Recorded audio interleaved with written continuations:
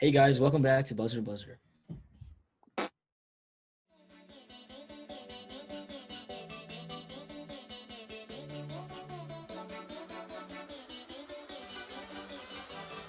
This is episode 4 of Quick Take.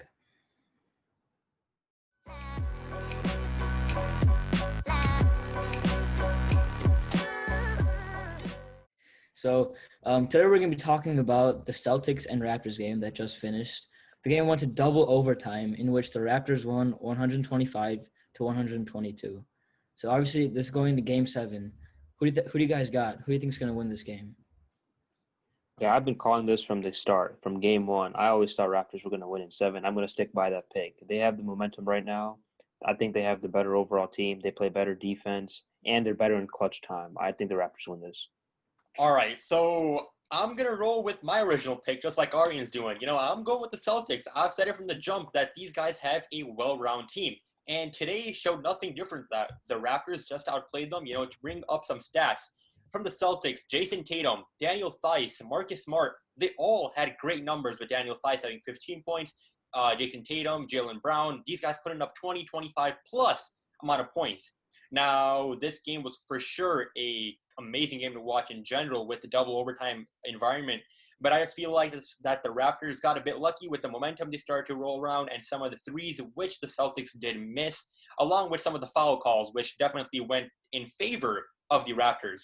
However, Game 7, we all know, is a whole different environment, but I feel like it will go down to the very tip, just like it did for Game 7, and the Celtics will pull away and advance to play the Heat in the Eastern Conference Finals. Now, I'm going to have to apologize when I start. When I first was evaluating this series, I thought this was probably the most evenly matched up series in the whole playoffs, but I thought the Celtics had the advantage in one place, playoff leadership. And I really thought with the loss of Kawhi Leonard, the Raptors wouldn't have it, but Kyle Lowry has stepped up and shown that he can be a leader for this Toronto Raptors team. And, his experience in the playoffs as a leader, I guess I thought it was less than it actually is. We have Jason Tatum, who's been to the playoffs many times in his early career, and Jaylen Brown. They know the stage. And I guess Kyle Lowry is filling an essential role of being a playoff leader on this team. Yeah, I'm going to have to also go with my original pick, which was Celtics in 6, but now I'm going with Celtics in 7. But also, however, that's contingent on one thing, which is Kemba Walker has to perform in Game 7. In Game 6, he played for 52 minutes and got 5 points. That is unacceptable for, I would say, easily a top 10 point guard in the league. And a player like him, you expect him to perform incredibly well every single night. So in order for the Celtics to win, Kemba really needs to come through clutch and win them this game.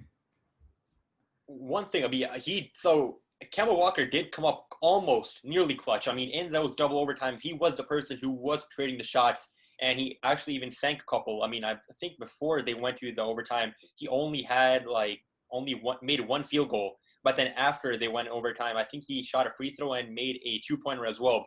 But definitely, on the other hand, I feel like throughout the game, we got to see that more consistency. If he can drop 20 throughout those first 4 quarters, I feel like the Celtics can power their way through the Raptors then.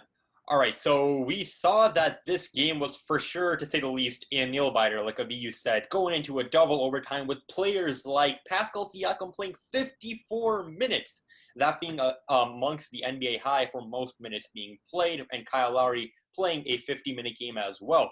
We could see how tired they were, and I want to ask you guys, what are we thinking the landscape is going to be in Game 7? Are we expecting this to be an overtime game? Are we expecting these players to be even tired? What's our mindset here? After watching this whole series, I can't really say that any game is going to be a blowout. And the same thing with Game 7. It's going to come down to the wire, I think. I'm not sure if it's going to go to overtime, but I have Celtics winning and performing really well in late fourth quarter. Yeah, I think the ending of this game could cause 2 outcomes for the Celtics. A deep playoff overtime loss is really affecting to a team's morale. You're playing for so many minutes and you end up losing such a close game. It definitely affects the team's mindset, but it can affect it in one of 2 ways. It depends on how they take it. They could either be like, okay, we gave up a hard-fought loss here, and we need to bounce back and show them that this is our series and that was, kind of a fluke. Or they can respond in a way that they they've given up and they feel like they don't have a chance anymore because they lost such a hard-fought game.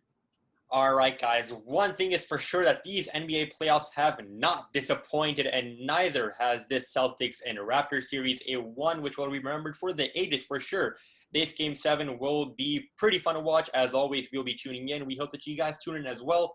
Be sure to like and subscribe as always, and comment down below your thoughts of this amazing Game 6 and who you think will advance to the Eastern Conference Finals after that Game 7. We hope that you guys take care, and we'll catch you guys on the next one. See you guys.